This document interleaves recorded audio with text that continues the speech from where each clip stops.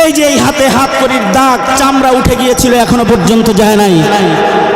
যারা এই হাতে মাসের পর মাস হসপিটালের বেডের ভেতরে হাতকড়ি, পুরানো হাতকড়ি লাগায় গায়ের চামড়া উঠে ফেলেছিল, আজকে তাদের বাধা গরু ছাগলের রশি তাদের গলায় দেখা যায়, তাদের মাজায় দেখা যায়।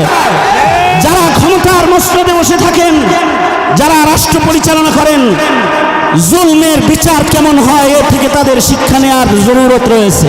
দিয়েছি তো রক্ত, আরো দেব রক্ত, রক্তের বন্যায় ভেসে যাবে অন্যায়, সেই স্লোগান আজ বাস্তবতায় এসেছে।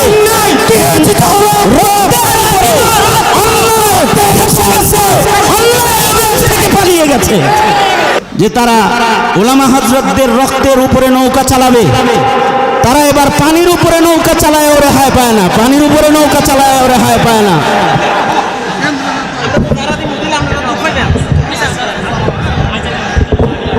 আলহামদুলিল্লাহ, আলহামদুলিল্লাহ ওয়া কাফা ওয়া সালামুন আলা ইবাদিহিল্লাযীনা ইসতাফা, আম্মা বাদ।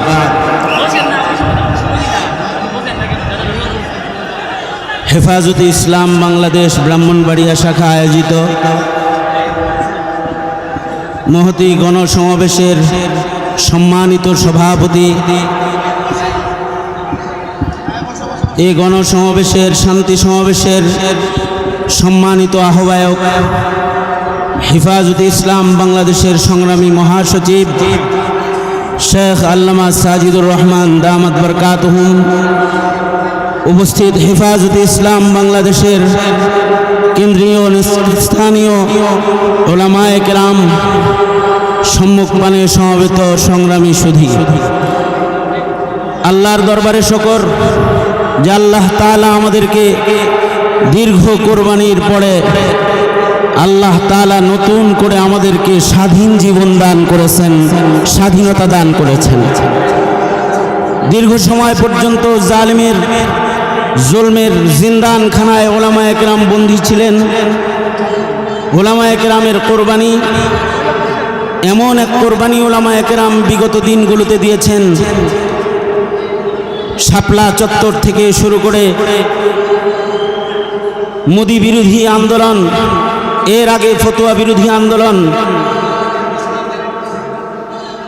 শাহবাগীদের নাস্তিক মুরতাদের মোকাবেলায় ওলামায়ে কেরামের কোরবানির আন্দোলন, মোদি বিরোধী আন্দোলন, সর্বশেষ জালেমের তখ্ত তাওস তছনছ করার সংগ্রামী আন্দোলন, যেটা ছাত্র জনতা করেছে।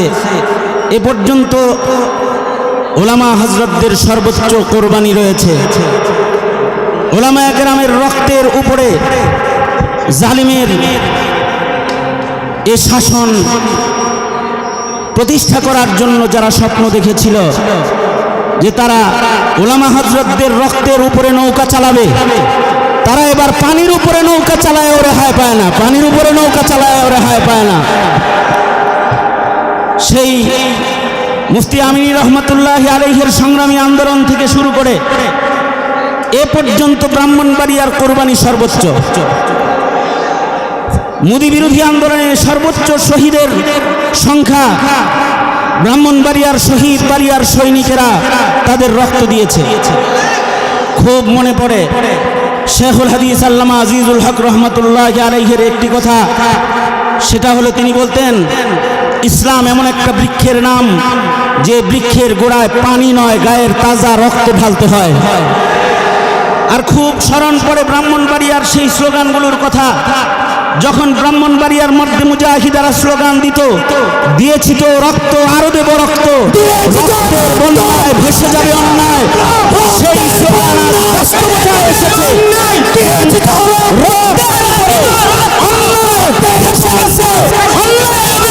পালিয়ে গেছে রক্তের উপরে। স্মরণ, এগুলো এখন শুধু স্মরণ করার বিষয়। আজকে শুকর আদায় করার বিষয় হলো এখানে এটা, এই যে এই হাতে হাত করির দাগ, চামড়া উঠে গিয়েছিল, এখনো পর্যন্ত যায় নাই। যারা এই হাতে মাসের পর মাস হসপিটালের বেডের ভেতরে হাতকড়ি, পুরানো হাতকড়ি লাগায় গায়ের চামড়া উঠে ফেলেছিল, আজকে তাদের হাতে রশির বাধা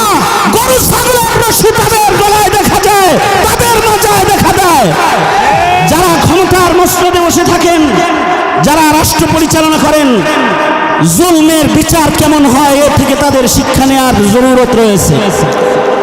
আমি এই সময়ে হেফাজতে ইসলাম বাংলাদেশ তথা মর্দে মুমিন মুসলমানদেরকে বলবো যে আপনাদের সংগ্রাম, আপনাদের কুরবানির বদৌলতে যে স্বাধীনতা অর্জন হয়েছে, এগুলোকে রক্ষা করার জন্য সর্বোচ্চ কুরবানি দেওয়ার জন্য প্রস্তুত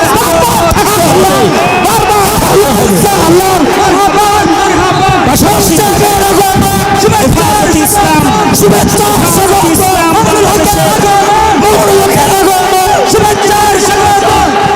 শহীদবাড়িয়ার পক্ষ থেকে ইসলাম বাংলাদেশের শহীদবাড়িয়ার পক্ষ থেকে হেফাজতে ইসলাম বাংলাদেশের নেতৃবৃন্দ শহীদবাড়িয়ায় উপস্থিত রয়েছে। হেফাজত নেতৃবৃন্দের কাছে